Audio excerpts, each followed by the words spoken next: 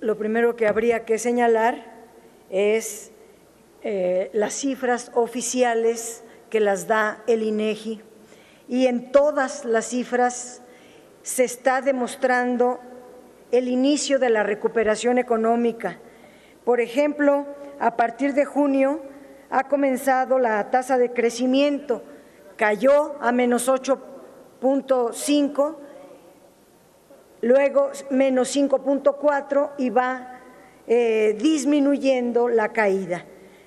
Una de las principales causas que pueden evidenciar que hay o que habrá crecimiento es la inversión, que ha comenzado a recuperarse, aunque todavía es menor a la que había en enero de este año. Y no sé aquí dónde leyeron el dato de la inversión extranjera directa, pero lo que afirma el INEGI es que ha continuado fluyendo y que al primer semestre hubo entradas de 17.900 millones de dólares y que estamos ya igual a toda la registrada en el 2019. El consumo privado en junio revirtió la caída, en julio comenzó a aumentar, eso es otro signo de recuperación. Las exportaciones en agosto ya fueron 10% superiores a las que tuvimos en enero, las remesas se han duplicado y puedo seguir dando muchas cifras que indican la recuperación. Claro que la pandemia afectó sensiblemente los planes de nuestro gobierno. Teníamos planeado un crecimiento más rápido, más acelerado, pero solo una mente perversa o bien obnubilada podría decir que el actual gobierno es el causante de la presencia del coronavirus, del cual se deriva el gran confinamiento que tumbó la economía en todo el mundo. Permítame un momento, diputada Padierna. Sí. ¿Con qué objeto, diputada Guillermina Alvarado?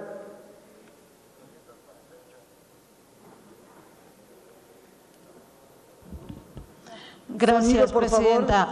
Adelante. Si me permite la diputada Dolores hacerle una pregunta. Diputada Padierna, ¿acepta usted una pregunta de la diputada Alvarado?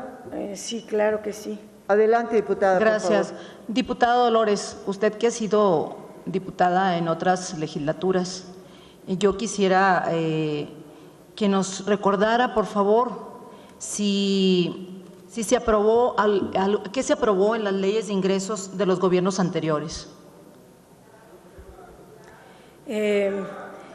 Diputada Guillermina Alvarado, le agradezco muchísimo esa pregunta porque me permite hacer una comparación entre los dos gobiernos anteriores, para no irme más atrás, son los que usted me pregunta.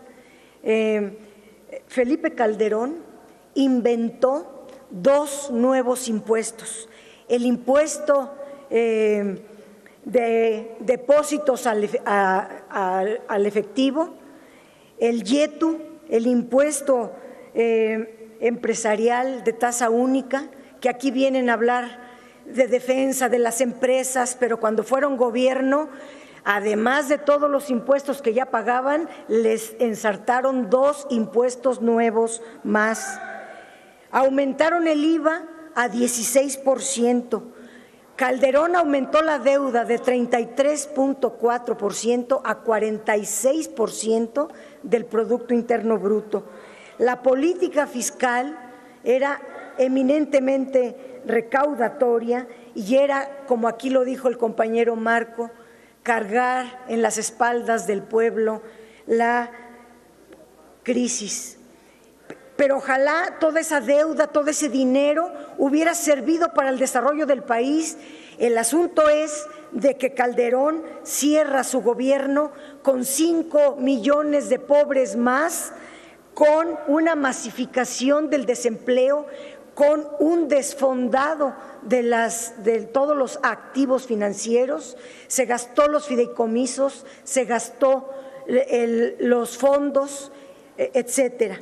Y y Peña Nieto, pues se voló la barda, porque todavía Calderón tuvo el pretexto de la crisis de la influenza, pero durante Peña Nieto no hubo ninguna crisis y Peña Nieto desapareció el régimen de repecos de los pequeños contribuyentes y creó este régimen de incorporación fiscal, aumentó el impuesto sobre la renta de 32 a 35 y algunos hasta 40%. Además, creó un nuevo derecho de minería y aquí uno de los diputados justamente que lo creó hoy vino a decir que nuestra ley de ingresos le está cobrando una tasa compensatoria a la minería. Creó un nuevo derecho a la minería cuando fueron gobierno. Prometieron desaparecer el régimen de consolidación fiscal, que es donde están las megaempresas que eluden y evaden los impuestos, pero solamente le cambiaron de nombre. Aumentaron la deuda al 50% del Producto Interno Bruto, eliminaron muchas deducciones y aumentaron el IVA en la frontera de 11% a 16%. Y puedo seguir dando, pero su pregunta, puedo decir, esa es la gran diferencia, que cargaban a la gente, a todos los contribuyentes, el costo de la crisis, todo, y nosotros estamos haciendo una política fiscal completamente distinta, que es la que estaba describiendo en su pregunta. Ya terminé, Presidenta. Gracias, diputada. Continúe el reloj Gracias. parlamentario. Decía yo que hay 4 factores que van a determinar el crecimiento en el 2021. 2 no son del control nuestro. La duración de la pandemia, eso está en manos de los médicos, de los científicos o de cuando se traiga la vacuna. El comportamiento de nuestras exportaciones, que eso depende mucho de la economía de nuestros socios del norte. La inversión, que sí depende de nosotros, y el consumo. Hay un sector del empresariado… Permítame nuevamente una interrupción, sí, diputada Padierna. Sí. ¿Con qué objeto, diputada Irma Juan Carlos? Presidenta, con el respeto de la mesa, si a través de su conducto me permite hacerle una pregunta a la oradora. Diputada Padierna, pregunta a la diputada Juan Carlos si acepta usted una pregunta. Por supuesto que sí. Adelante, diputada Juan Carlos. Muchas gracias. En el mismo sentido, usted ha sido parlamentaria en muchas ocasiones y quisiera aprovechar de su conocimiento para preguntar, porque me parece muy importante la pregunta que hizo la diputada Guillermina, preguntarle entonces en qué momento nosotros como mexicanos nos quitaron los bienes nacionales y se fueron para los privados. ¿En qué momento, en qué gobierno pasó eso? Cuando perdimos Aeroméxico, Telmex, aeropuertos, bancos. ¿En qué momento sucedió? ¿Por qué se recurrió a la venta de los bienes nacionales? Quisiera hacerle esa pregunta. Desde luego que eso nos remite a Carlos Salinas, el padre de todos los que están aquí, el padre ideológico de esta ala, que fue el que puso el ejemplo de cómo le llaman ellos desincorporar la riqueza del país, que no es otra cosa más que la privatización de 1,200 empresas que antes eran del Estado. ¿De quién era Teléfonos de México? ¿De quién era Ferronales? ¿De quién era Aceros? Etcétera, los fertilizantes, los bancos, las telecomunicaciones, toda la riqueza se privatizó. Y ojalá hubiera sido reinvertida en el desarrollo, porque si eso hubiera ocurrido, si esa riqueza se hubiera invertido en el desarrollo del país, pues otro país nos hubieran heredado.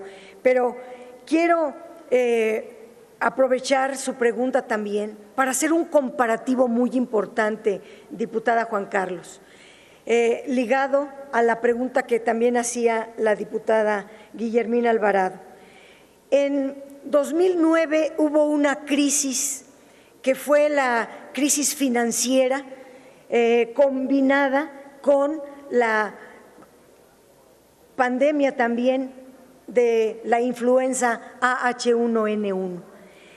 Si comparamos el primer semestre de 2009, que fue esa crisis, con el primer semestre del 2020, que es la actual crisis, podemos ver que la crisis de ahora, siendo mayúscula y siendo ahora ni siquiera vacuna, no se ha encontrado la tipificación del virus, la otra era una neumonía, la neumonía existe desde la Edad Media y hay cura para la neumonía, podía haberse resuelto muy rápidamente.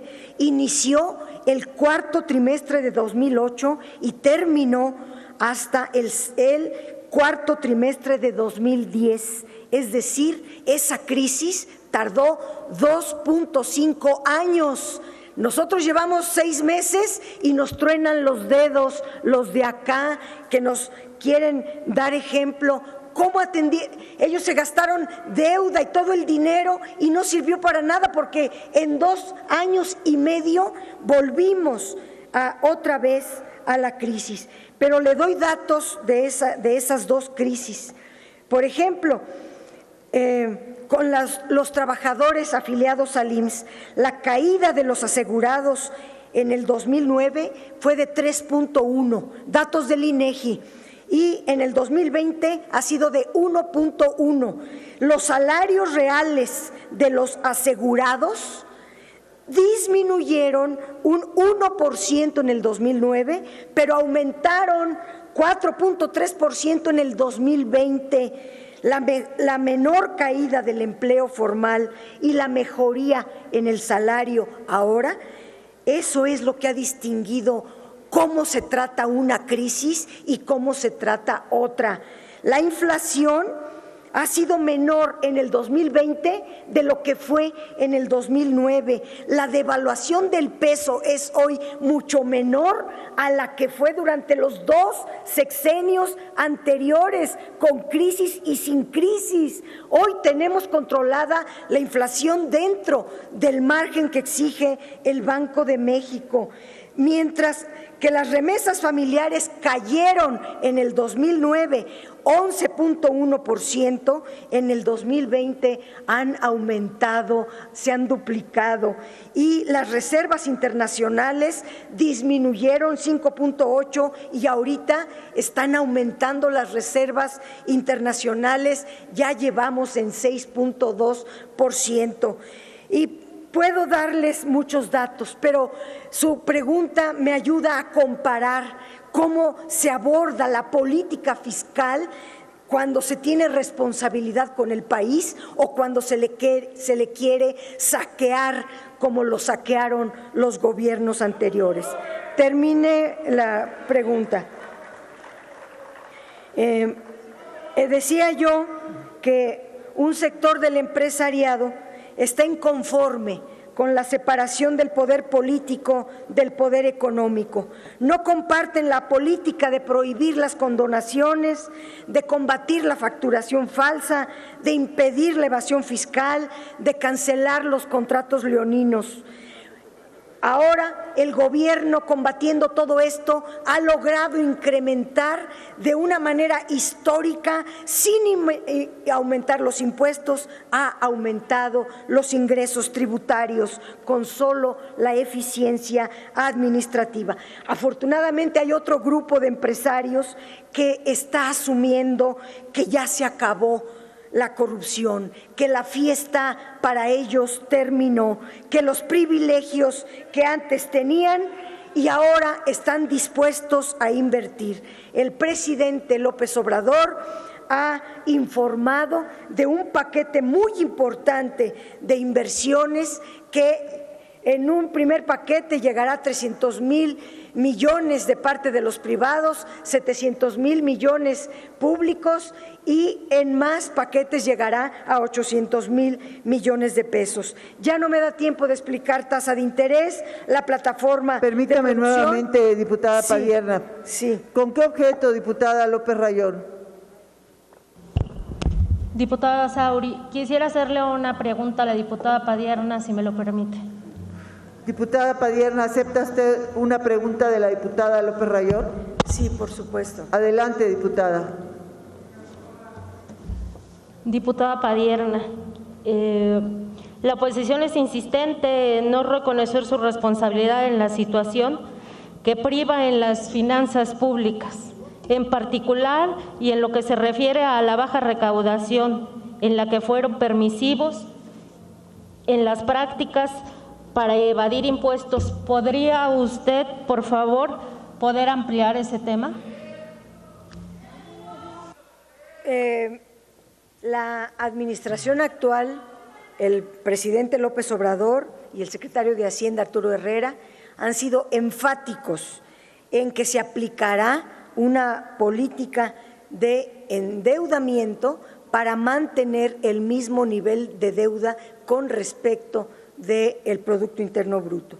Su pregunta me permite aclarar lo que decía el diputado del PRI, porque él hablaba de unas cifras que no son las oficiales, son sus cifras, pero las que dice el INEGI en cifras oficiales es que nosotros recibimos un nivel de endeudamiento del 49% del Producto Interno Bruto. Y puedo hablar de este tema porque era de 51. Ellos, al salir, ya que habían perdido la elección, agarraron 10,000 millones de pesos para refinanciar la deuda y bajarla un poquito abajo del 50%. Así la recibió el presidente López Obrador. Vino la pandemia, en el 2020 subió a 54.7%, pero no porque se haya gastado un solo peso de deuda el presidente López Obrador, sino porque se cayó la economía y porque hubo una devaluación, y los que contrataron la deuda, un 26% de esa deuda es extranjera, es externa y se tiene que pagar en dólares, y por la devaluación se encareció esta deuda. El paquete económico considera que en el 2021 bajará a 53.7% del PIB la deuda, y trae una perspectiva hasta el 2024. En el 22 será de 53.4, en el 23 será del 53.1, en el 24 será del 52.8, es decir, dejarla más o menos al mismo nivel que se recibe.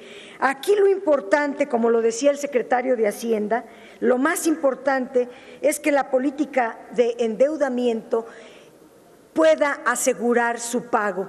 Lamentablemente se acabaron, está la deuda al tope, no hay con qué pagarla, se acabaron los ingresos petroleros, se agotaron muchos recursos presupuestarios y no hay con qué pagar.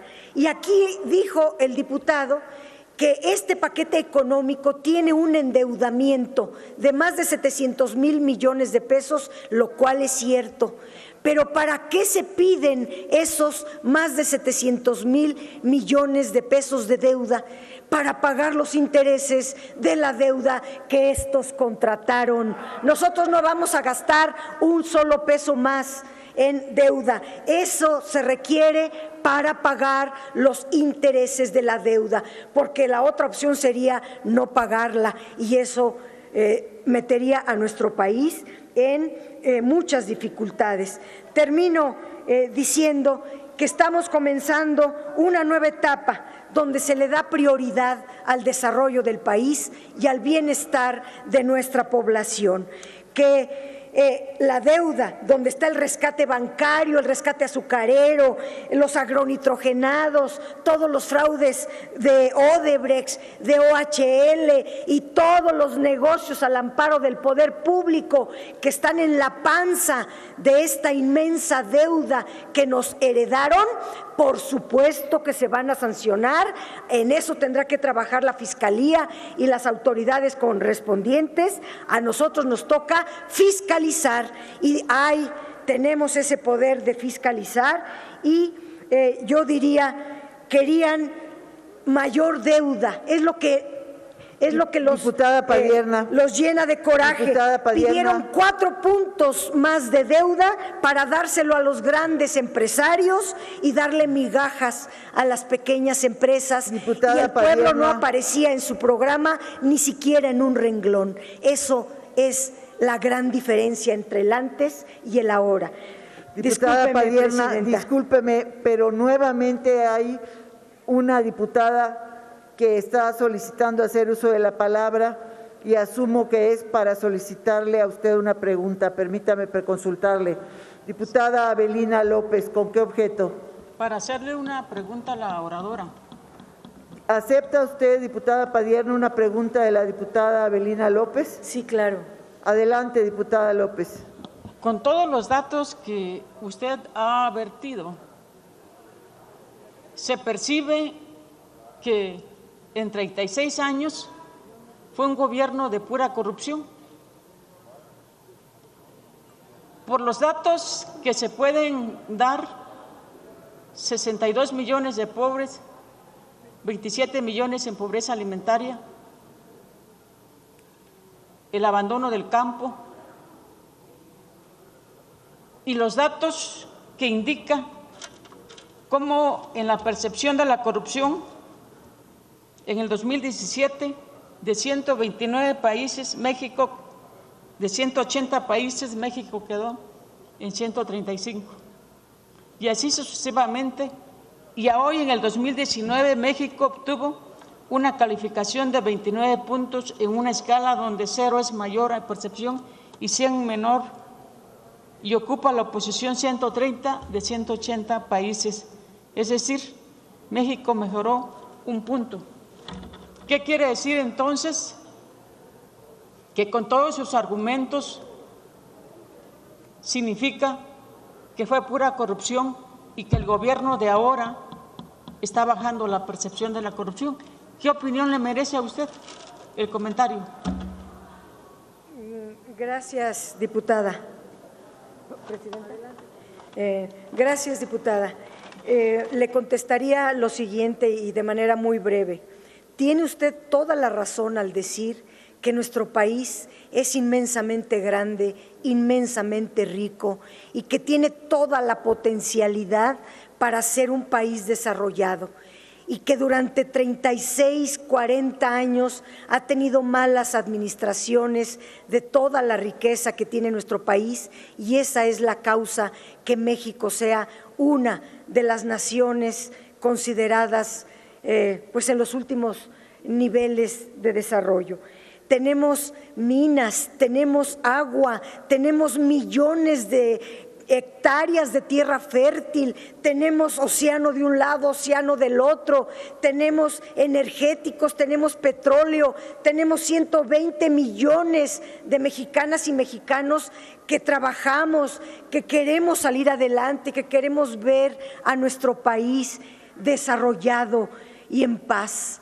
Lamentablemente pusieron a administraciones pues no solamente corruptas, sino que también pues pusieron a García Luna en la Secretaría de Seguridad o a Cienfuegos como secretario de la Defensa, y entonces a la pobreza, a la corrupción, a la degradación se le sumó la violencia, y por ese es el país que nosotros vamos a levantar. Claro que lo vamos a levantar en este mismo sexenio. Gracias.